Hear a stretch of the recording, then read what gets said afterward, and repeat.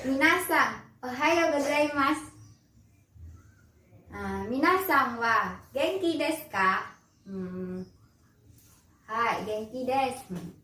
Ya, pelajaran kali ini kita akan membahas tentang mendeskripsikan suatu tempat atau kota. Nah, bagaimanakah Sensei? Ya, Sensei akan mengajarinya. Temanya yaitu Donna machi desu ka? Donna tokoro desu ka? Yang berarti kota yang bagaimana atau tempat yang bagaimana. Nah, sebelum kita masuk ke dalam pola kalimat atau tata cara pembuatan untuk mendeskripsikan suatu tempat atau kota, alangkah baiknya kita terlebih dahulu mempelajari kata sifat yang berhubungan dengan pembuatan kalimat tersebut. Nah, ini nanti Sensei bacakan dan minasan menirukan ya. Hai. Yumeina. Ini wa terkenal desu.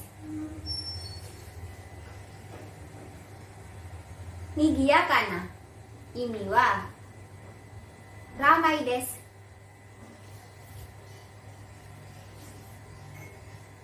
Shizukana. Ini wa sepi atau tenang desu. Aman. Kireina. Cantik atau indah desu. Nigiyakana. Ini wa megah desu.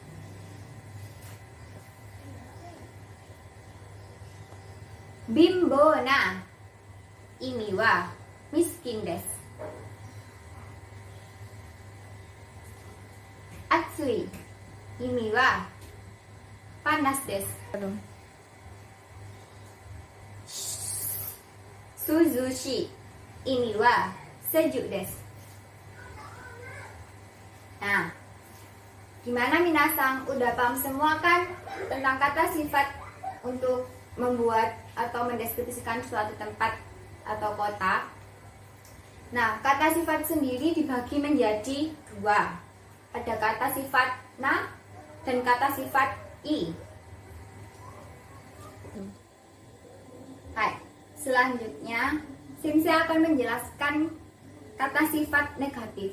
Tadi kan udah dijelaskan kata sifat yang positif. Nah, sekarang juga ada kata sifat negatif. Nah,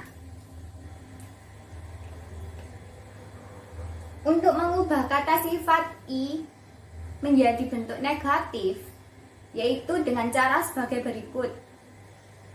1. Kata sifat i. Huruf i yang terakhir berada dalam kata tersebut diganti menjadi kunai. Misalnya, Suzushi. Bentuk negatifnya adalah Suzushi kunai. Kemudian, artinya tidak sejuk. Nah, yang kedua, kata sifat na diubah menjadi bentuk negatif, yaitu dengan cara huruf na dari akhir dari kata tersebut diganti menjadi dewa arimasen. Misalnya, kireina menjadi kirei dewa arimasen, yang mempunyai arti tidak cantik. Minasan wa dou desu ka? Wakarimasu ka? Hai.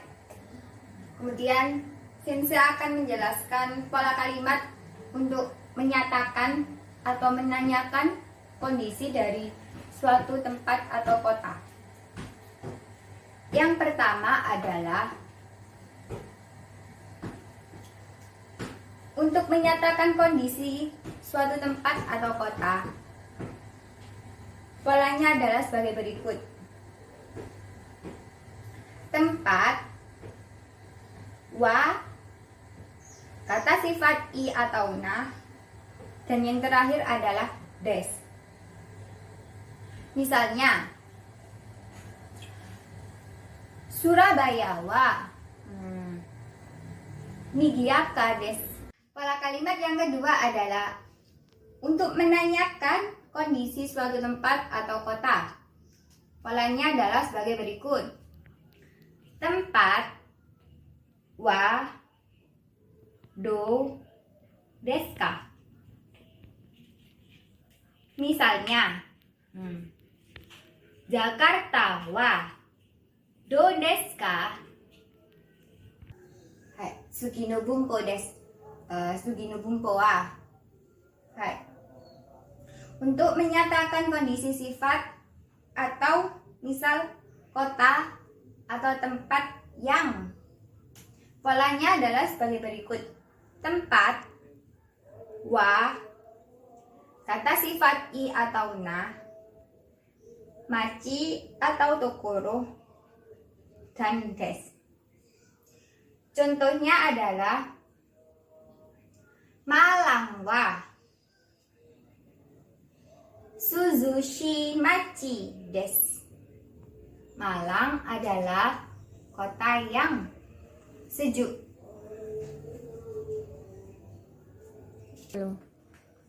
Seigo no bunpo. Pola kalimat ini untuk menanyakan kondisi atau sifat.